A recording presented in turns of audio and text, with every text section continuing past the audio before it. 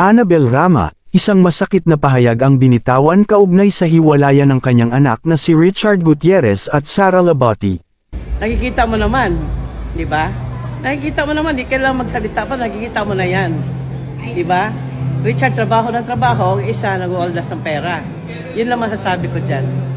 Totoo ba yung balitang may gusot between you and Sara?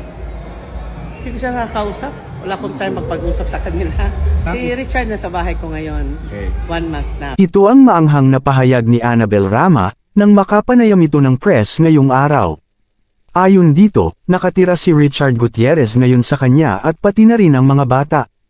Nang matanong kung kamusta sila Richard Gutierrez at Sara Labati, ay diretsahan itong sinabi na may pinagdadaanan ang dalawa.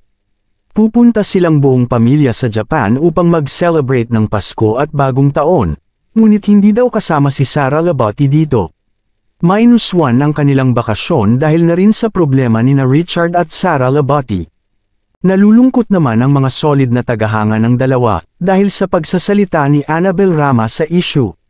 Ayon sa isang netizen, dapat ay hindi nakikialam ang mga mother-in-law sa issue ng mag-asawang Richard at Sara.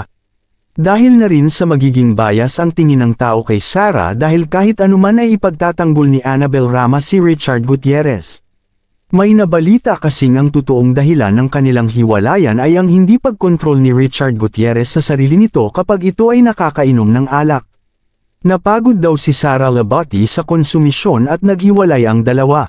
May isang lumabas na balita din na mayroon ng bagong girlfriend si Richard Gutierrez at ito ay walang iba kundi ang kapuso actress na si Hazel Kinuchi. Laman ng blind item ang dalawa, at palaging napag-uusapan ng netizens. Sa ngayon, inamin ni Annabel Rama na malalaman ng mga tao ang katotohanan sa takdang panahon.